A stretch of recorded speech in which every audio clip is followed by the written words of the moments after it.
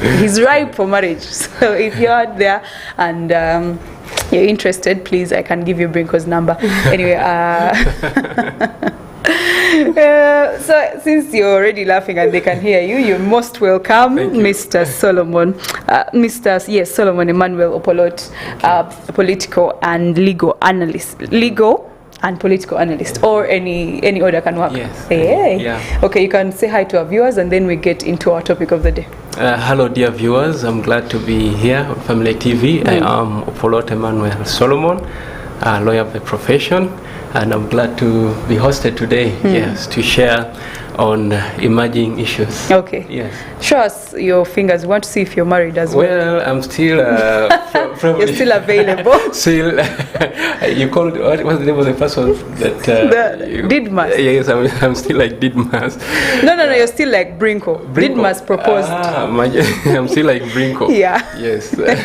So when do you hope to get someone that you?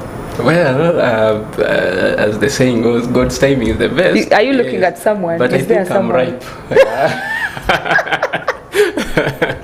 Interesting. Okay. So before us is a bill, the marriage bill 2024, that is about to be tabled. And I just wanted to get your mind about, first of all, can you introduce the bill to us? Because this has come as an unexpected thing, and everyone is wondering, okay, do we have any changes? Is there going to be provision for gay marriages? And that would be a shock. However, reading through the bill, I noticed that gay marriages are still a no-no for Uganda. But let's start from the top, the introduction of the bill. Can you say something about it that will maybe ease us into it? Yes, the marriage bill 2024 is one that is being moved or sponsored by Honorable Sarah Opendi. Yes. And it's coming as a private members bill. Currently, it's at the committee stage. It was referred to the legal, actually two committees scrutinizing this particular bill. That is the legal committee as well as the gender committees of parliament. Yeah, so the bill basically is more so a reinforcement, because this is not the first time we are having a marriage bill.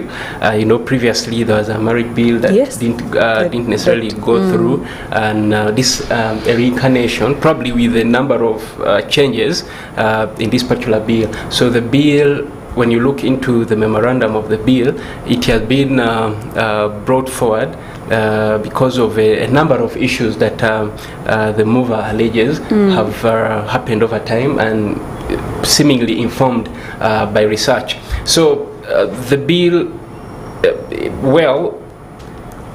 carries into this particular, it carries into it a number of provisions of the current laws that are available surrounding marriage, but introduces wide ideas that have been found to be a little, actually very, very controversial. Okay. For example, the bill in its current state allows for a conversion, introduces the idea of potentially polygamous civil marriages. So in the current law, civil marriages are potentially monogamous. They are monogamous, so they cannot be converted from monogamy to polygamy. Yeah, but currently in this bill, the idea of civil marriages being monogamous is no longer there, but it is potentially polygamous. This bill also, imagine that, introduces a new idea that has not been in Uganda, which is prenuptial agreements. The fact that people can come together, make an agreement, more like a contract, before entering into a marriage. What they call an agreement, that has a number of terms, which terms have to be relied on or followed, without which, if one of the parties falls short of any of the terms, the marriage can end up falling short at any time, legally. And then the bill also allows for conversion of marriage, So previously in the current law, the only conversion that is allowed is where one had previously, married under a potentially polygamous marriage, and then they convert the marriage to a monogamous marriage. But this current bill allows for conversion of a monogamous marriage into a polygamous situation. So if someone is in church, if I marry in church, the bill as is currently would allow me, to go even against my faith, or to go against my belief or the tradition of the church, and actually take on a second wife at any time, as long as. And the first wife doesn't have the capacity or ability to sue you, because it will now be legal. The bill puts in a number of checks that the spouses would have to agree, and then you'd have to get a court order and all. I mean, to go through court and all. But of course, since you started by quoting scripture, the Bible says man's heart is wicked in all ways. Yes. Any man can at any one time, unless otherwise, unless someone is totally rooted deeply in their values, man can at any one time get swayed to a certain direction. So it's a spouse can be swayed at any one time, to accept a certain direction, and then the man, you'll start seeing pastors having 2 wives, or reverends, it is possible. It is possible. It is very, very possible. What is your mind on that? Do you think a pastor or a religious leader can have 2 wives? Are you comfortable with the idea of, say, a bishop having 2 wives?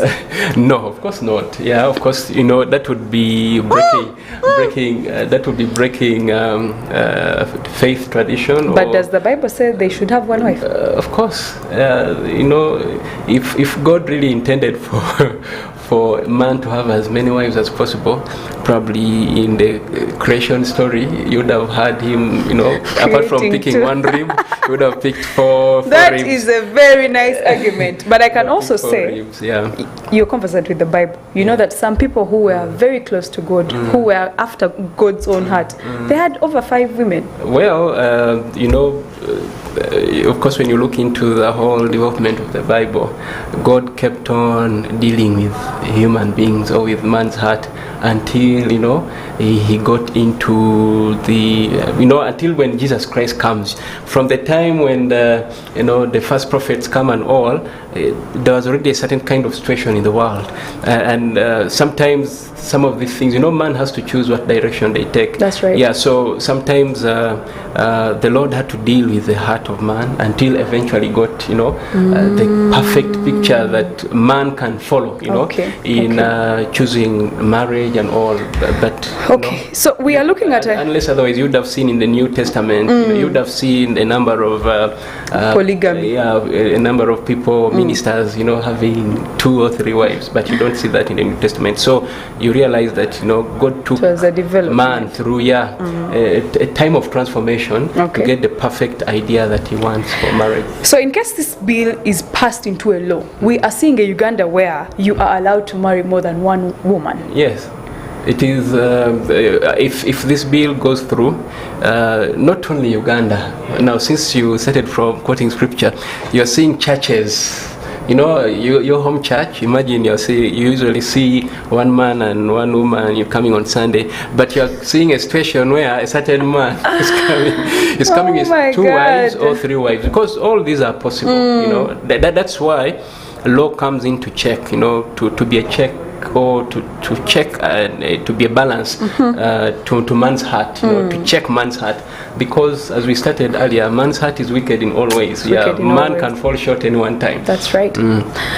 Interesting. We shall get back to converts from monogamy to polygamy, but let's first get to the new ideas in the bill. That is one of them. Any other new ideas that were introduced in this bill? Of course, just like I stated earlier, the bill, with emphasis, allows for civil marriages being potentially polygamous, and then allows for conversion of marriages from potentially monogamous to potentially polygamous.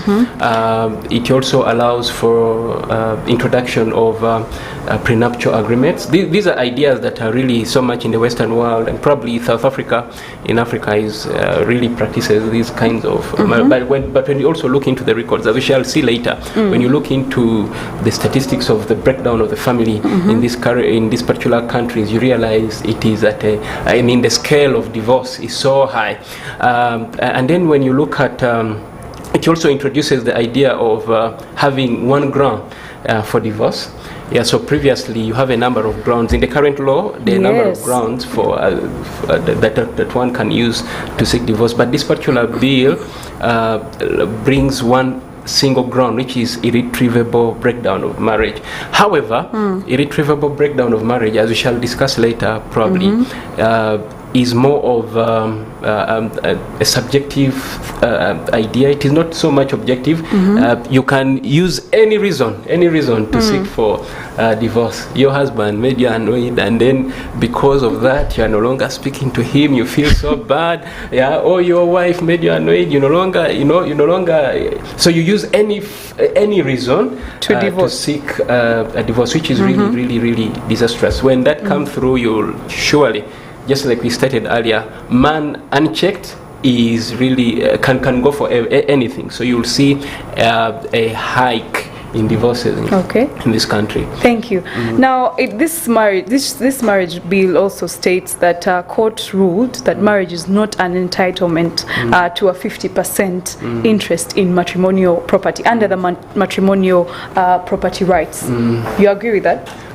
Well, you see, just like I stated earlier, this particular bill introduces the idea, a number of ideas that have been decided in court law and all.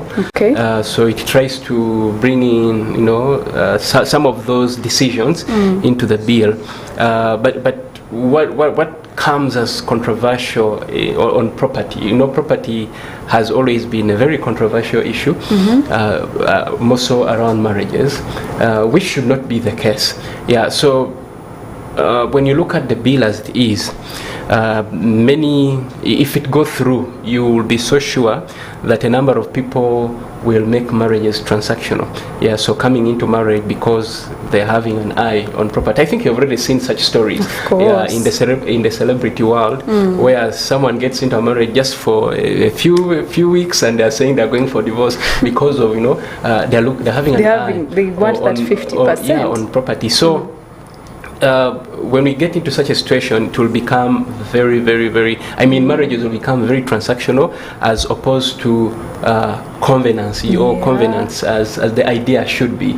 Yeah, so I know the other colleague who is coming onto the show anytime soon will also say something on this idea around property. Yeah, but I needed to bring it to your attention as well that apart from bringing the ground of divorce being irretrievable breakdown of marriage, the bill also the bill also introduces a new idea that has not been in practice, but brings the idea of presumed marriage for the sake, again, property comes in, for the sake of property and the welfare of the child, so if a certain person is in a marriage, let's say person A is married to person B, and then they get into an affair with person C.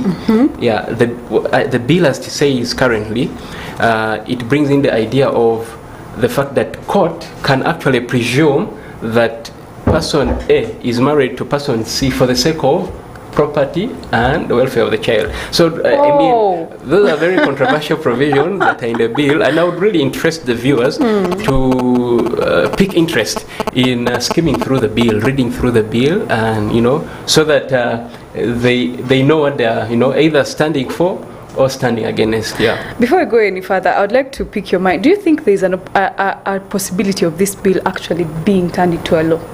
Well, you see, everything is possible in a democracy. Because it looks like it still has some loopholes here and there. Of course, but and that's why it is important. Thankfully, you, the media houses, are doing your role to raise awareness to the community and society. Of course, Parliament is supposed to pass law on behalf of the people, and that actually laws that show the aspirations of the people. But just like we're stating, everything is possible. You've seen Parliament, pass things or pass certain provisions before, or laws that have probably been very controversial. Very true. And without the support of the people. So everything is possible. Yeah, but my hope is that this particular bill does not go through for the sake of the family. Yeah, of course, I know we could probably have a discussion on the How about if they rectify it a bit? If they, well, you see, improve it a bit. This particular bill as it is, when you look at the bill as it is, most of the provisions are very controversial. I think it is not a bill that needs to be rectified, but is a bill that needs to be dealt away with totally in its entirety. And then, since probably there is a desire to have reform and legislation surrounding marriages and family and all, there can be another conversation, that involves all stakeholders, all stakeholders, including the church, because now if the church was involved in this, as an example, if probably couldn't have had such a provision that potentially, monogamous marriages can become potentially polygamous. Because that's in essence introducing polygamy into the church.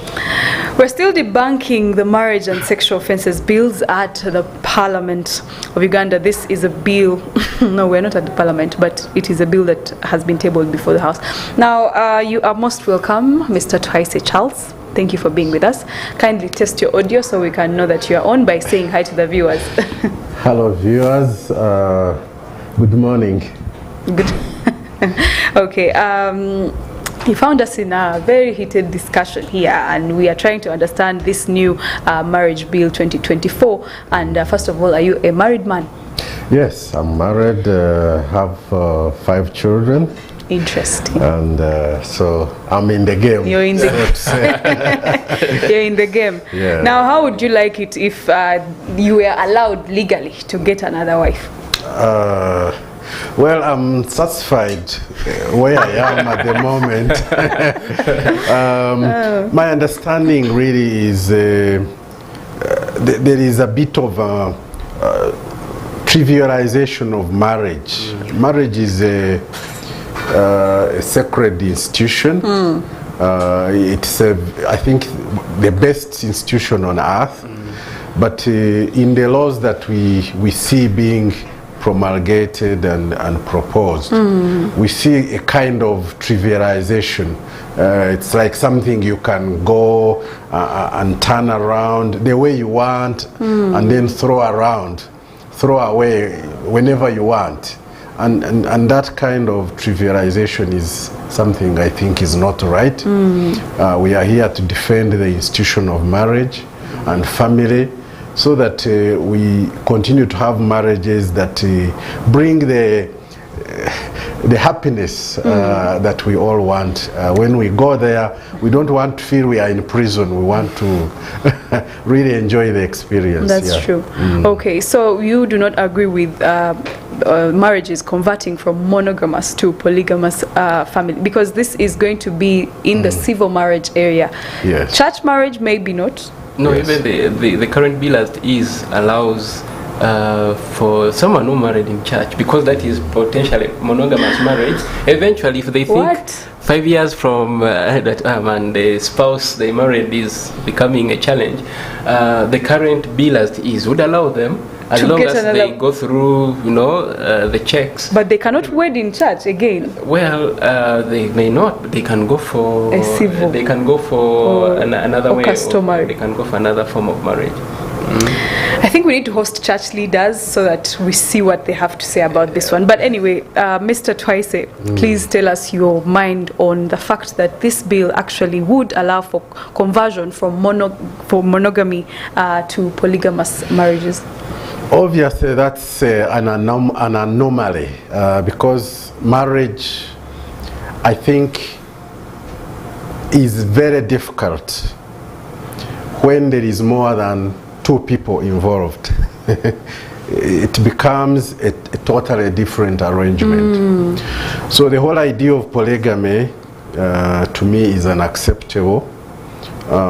Even look at the beginning. In the beginning, God the Creator said, Adam, I give you Eve. Like he said. And if God had known that a man needs more than one, he would have created more for him at that point. But he knew that a man and a woman together are a powerful team and they are enough. The moment a relationship goes beyond that, even in Uganda traditionally, they call it obuja. You have introduced a new level which is called obuja.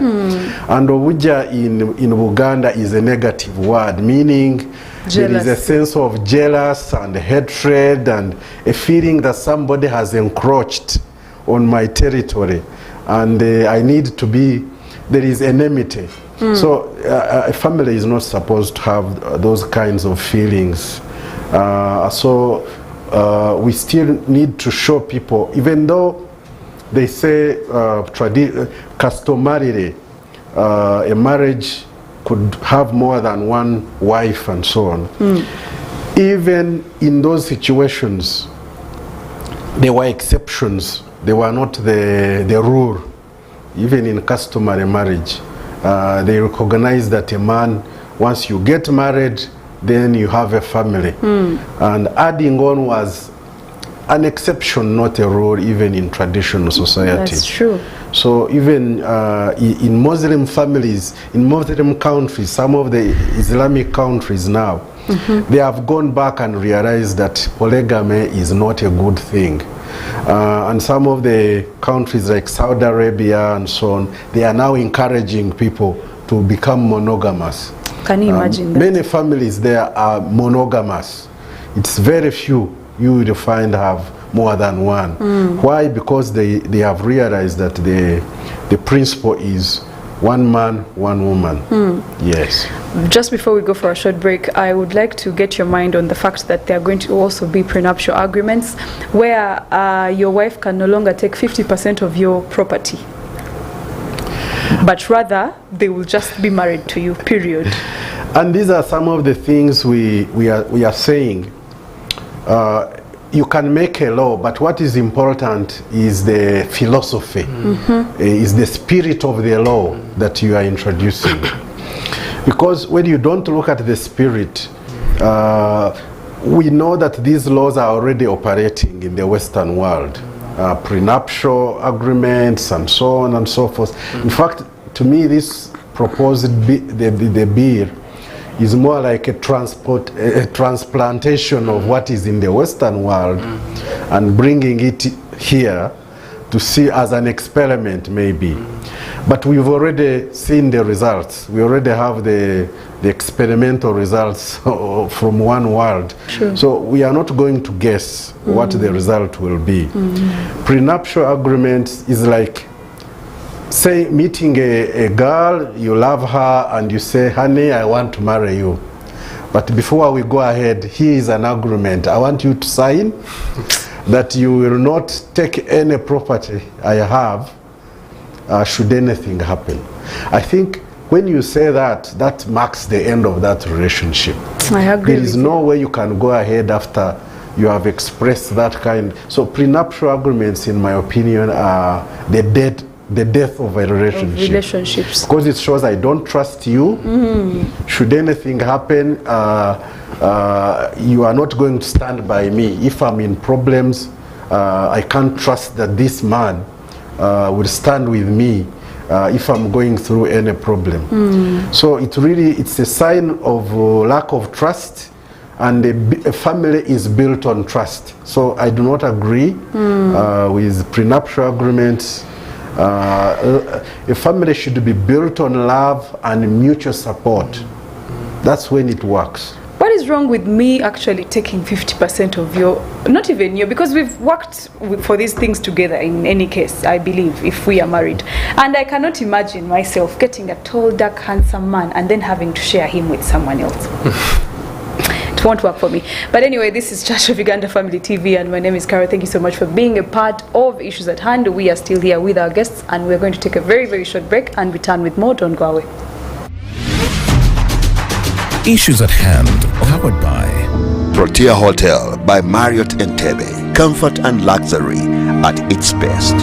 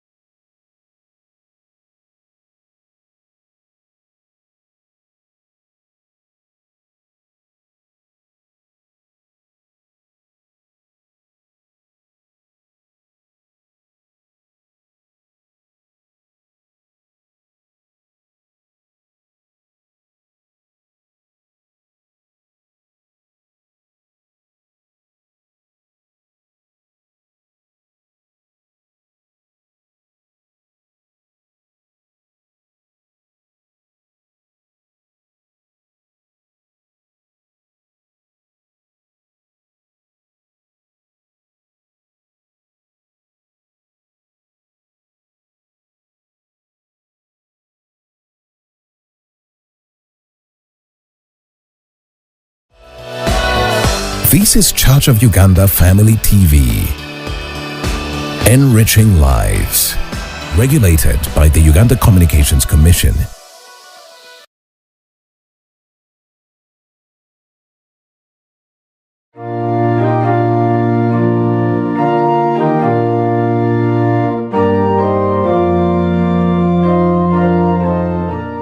When you are in the Lord, when you are sealed in the Lord, the devil looks at you and you are glittering. The devil locates a crown. For any person that the devil locates with a crown, the devil will never eat them because they belong to the Most High. Friends, don't you give up in any form of hardship. Don't you give up, for Jesus encourages us and says, even at the point of losing your life, for the sake of Christ and the gospel, it is okay. My dear brothers and sisters, let us remember that God is still reigning on his throne in heaven above. And let us trust in him. Let us rely on him. Let us pray each and every time. Let us not give up on showing ourselves out into the world that the Lord Jesus Christ is still King and he still reigns. You and I are here to reign on the earth, not to complain, not to grumble, not to play victim, not to quarrel, but to reign on the earth. I pray, Father, that you will release the fourth man to destroy every fire, to protect your people who are in every furnace and set them free in the name of Jesus.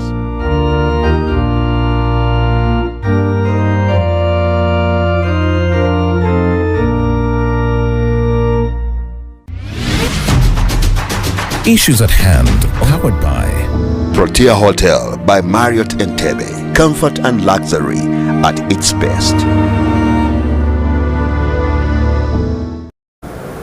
There is a part here on the bill or in the bill that says nature of marriage, and I'll read for you something. A civil marriage shall be potentially polygamous and celebrated in a designated marriage district. We are about to share our love, as I'm telling you. If this if this bill actually is put into play, there is a problem. And of course, imagine a society where that is allowed, meaning that there's no trust, there's something wrong, and even I'm sure God will not really agree with that. You're welcome back to Issues at Hand. This is Church of Uganda Family TV. The conversation is ongoing even on our YouTube, and you can watch us live on there and leave your comment. We shall be getting back to you and definitely responding. We're also on Twitter, X formerly Twitter, at COU Family TV. You will definitely catch us there. I am with two gentlemen in the studio, and we are discussing the Marriage Bill 2024 that is being put forward by some members of the August House. And of course, we would like to look at, first of all, let me start with Solomon Emmanuel. Please point out some of the controversies in this bill, and then we shall break them down. Thank you. The controversies in this current bill that are actually the foundations of the bill, without which, if they are removed, the bill actually crumbles. I already pointed out the fact that there is the issue of conversion of marriages, from potentially monogamous to potentially polygamous. The idea of introducing one ground for divorce, which is actually subjective, because when you have irretrievable breakdown of marriages, a single ground, as the only ground in a law, someone can use anything as a reason for irretrievable breakdown of marriage, and before you know it, you'll have many marriages in this country. A community of divorcees. Yes, crashing. And then, of course, and that has an implication on the children, because when families separate, there is instability among the children. Already you have a crisis in the society concerning stability of the family. Now imagine making even more ways of breaking the family. It would be very disastrous to the stability, mental well-being, and the growth of the children. And then we also have another controversy in regards to prenuptial agreements, which are being done in a number of countries in the Western world, but which we think are really do not have a natural basis, to thrive in the African context, because we are Africans, in the Ugandan context, because the way we celebrate marriage here, marriages are covenants. They're not contracts. They're not transactions. It's not an issue of, as if you have gone to a supermarket, to buy a certain commodity. No, marriages are covenants. They are highly spiritual, and I wish people would know that. And then, of course, there's another controversy surrounding property and welfare, but in regards to presumption of marriage. Previously, I think in the previous bill, it was cohabitation, but here there's just a change of words. So in a way, your husband can be married to you, but court will also presume, for the purpose of division of property and all, in case of anything, God forbid, court can actually presume that the cohabitation that your husband was in, or the affair he was in, can also be presumed as a marriage for particularly the purpose of property and welfare, which we find very controversial. Because when you read that particular clause, the bill states, for avoidance of any doubt, this kind of relationship will not be taken as what? A marriage, I paraphrase. But still, you have said it will not be taken as a marriage, but for the purpose of benefit, it can be taken as a marriage. Can be taken as a marriage. Really confusing. Very confusing, very, I think it was not given much time. Much thought. Or much thought. Some people just peddling their ideas, and very disastrous to say. In other words, you could be there thinking you are in a family when there are many other relationships around by either partner. Either partner could, enter certain other relationships apart from the family he has with you. And moreover, when you are legally married, and now they are legalizing those other relationships that you do not know about. This clause legalizes them and gives them power that should anything happen, you will see so many other people coming, making a claim on your property, as though they are, you know, and you didn't know about these other people, but anything happens, then these people come up and lay claim on your property, on other things, as though they were, because now it is presumed, they are presumed to be married to this man or to this woman, for that matter. Okay. So, gentlemen, does any of you agree that a society starts with the family unit, and once you destabilize a family, you also destabilize a society in the long run? Yeah. So anyway, let's get into Mr. Twice. Christian marriages are to be conducted by the registrar? yes, and we don't know why. It's the only, can you imagine, if we go by the statistics, Christians constitute about 85% or more of the country. Now, they say that the registrar is going to be, the registrar of marriage is the one going to be conducting a marriage. In all our parishes, in all how many staff members is the office of the registrar of marriage going to have to make sure he's there for every marriage going on, being conducted around the country? It's unconscionable. It's Also, just impossible. don't they have faith in the church, that the church can actually carry out? And why shouldn't we see the law say, for the Muslims, they say the imam should be present when a marriage is being conducted. Yes. Why are they requiring the office of the registrar to be the Christian one marriage. present when a marriage is being conducted in a Christian marriage? So to me, this is absolutely unconscionable, and I'm wondering the agenda behind this is to simply make Christian marriage impossible. Yeah. Impossible, because I don't think they will have enough registrars to go in all our parishes around the country. So how should cabinet or government as a whole go about this situation or this particular bill, in your opinion? I think there is a fundamental problem here.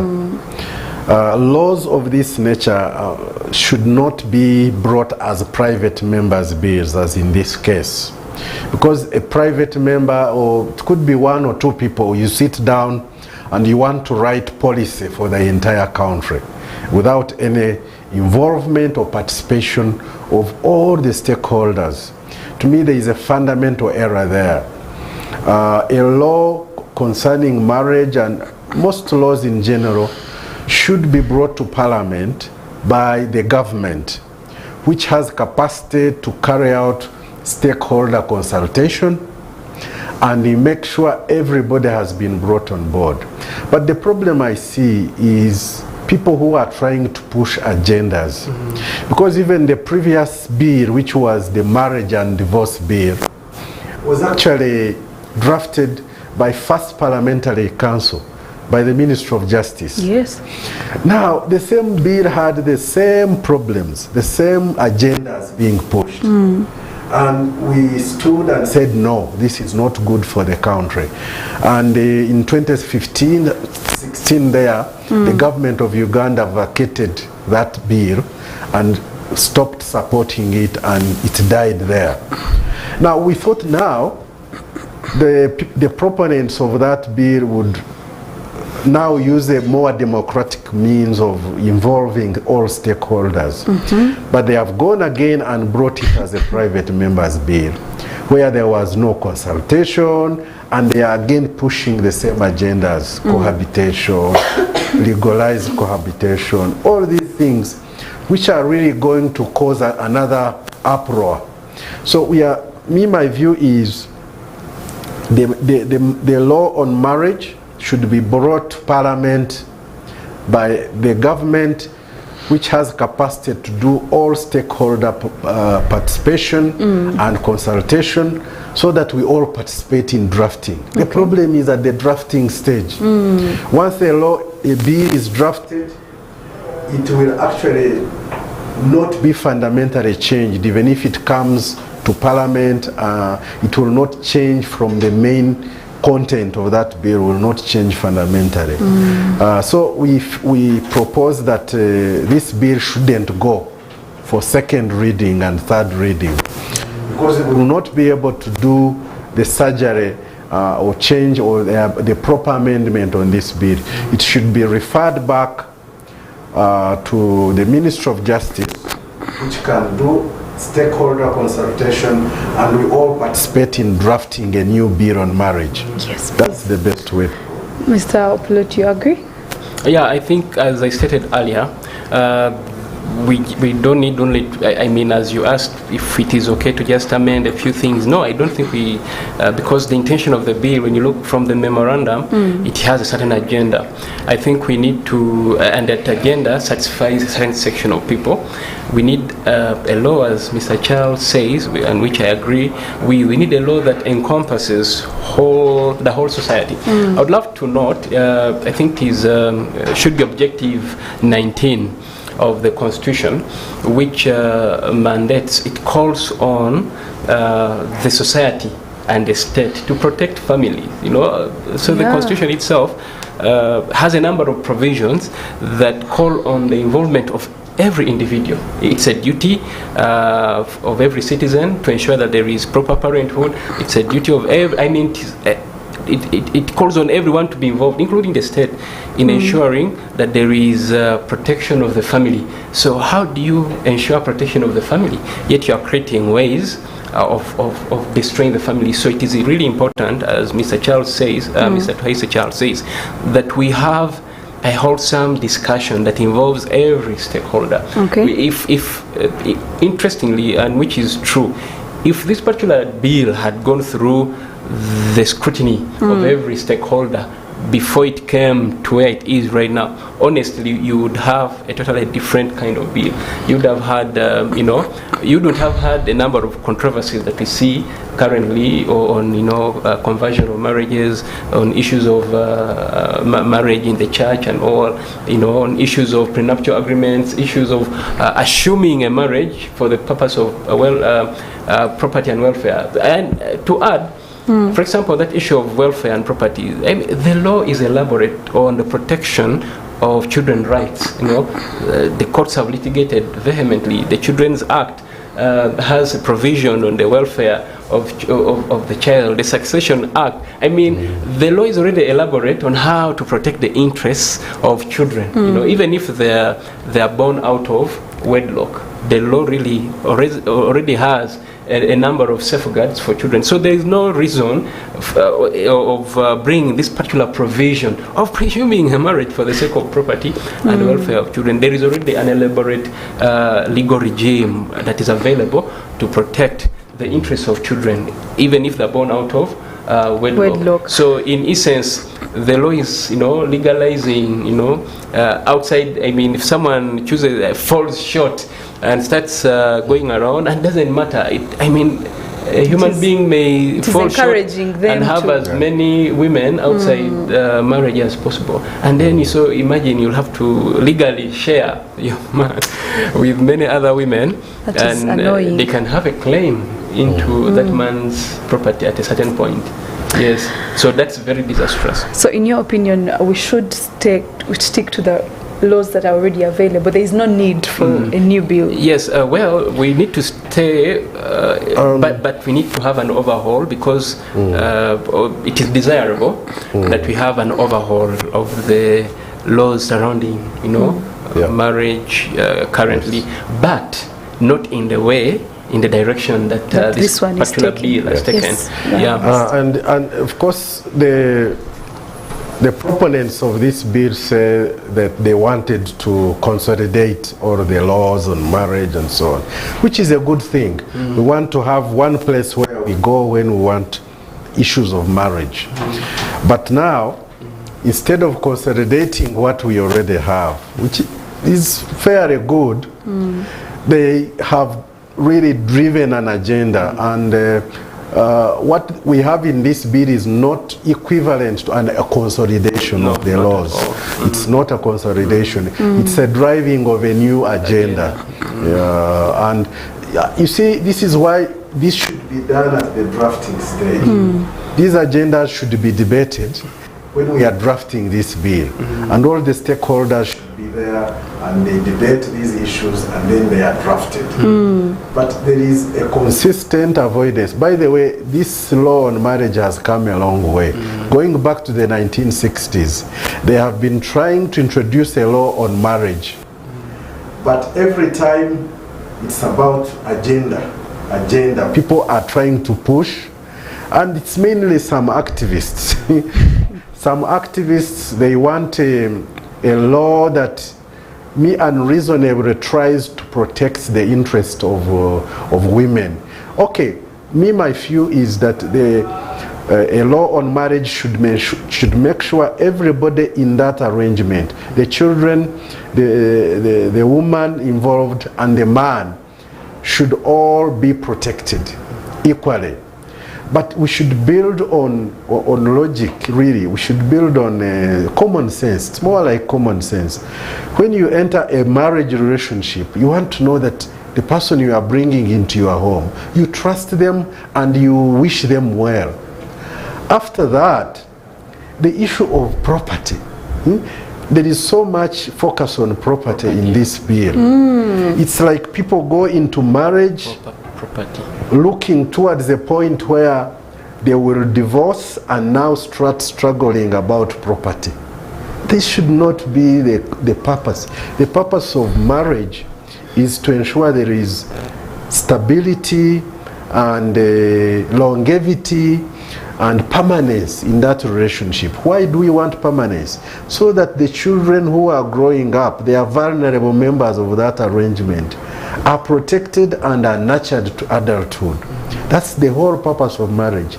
Otherwise, we would not have a government involved in marriage. All this, we would not have that. But marriage is so important. The government is concerned about the next generation. Who are the children? So they make an arrangement where there is stability in that relationship, so that these children can grow up and become good citizens tomorrow. So if we do not look at that and we think it's about the parents and what they can get away with, to me we shall lose the purpose of marriage and make laws which are going to cause more havoc than we expect. Anything to say about the dissolution of marriage that has been stated in this bill? Dissolution is another catch point because, first of all, as I've said, marriage is about permanence. So we should not give loopholes in the law that suggest that people can walk into marriage with a view to getting divorce. To me, that is very inimical. Because the purpose of marriage is to create more permanence, more stability in that family. Now, you write into that relationship that if you feel there is irretrievable breakdown. By the way, irretrievable breakdown is about people refusing to forgive one another for simple mistakes. It's about people maybe meeting somebody you think is more beautiful than the wife you have. And now you create an environment where your current marriage or your current breaks down irretrievably. So these are the mistakes we have to avoid. There is nothing like irretrievable breakdown of relationship. Marriage is built on forgiveness, give and take, and love no one is perfect. And care. No one is perfect. So this irretrievable breakdown of marriage is an excuse for people who have their own interests they are trying to advance. And we should not allow that to be an excuse to break down a family. And in the whole bill, there is nothing about children. There is nowhere it is mentioned about what children think about what their parents are trying to do.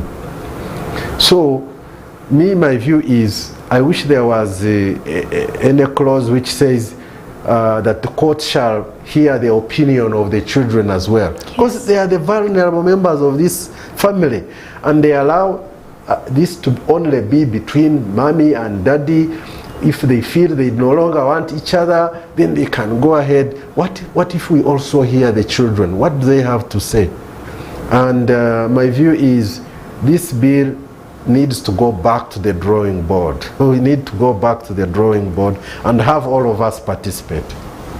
Thank you very much. We have run out of time. Your last words, kindly, as you say bye to the people. Thank you very much, viewers. It's been beautiful having this conversation. I would love to urge everyone, every Ugandan, it is really important for you to have peculiar interest in what goes on in the Parliament of Uganda. You know, and you have a say.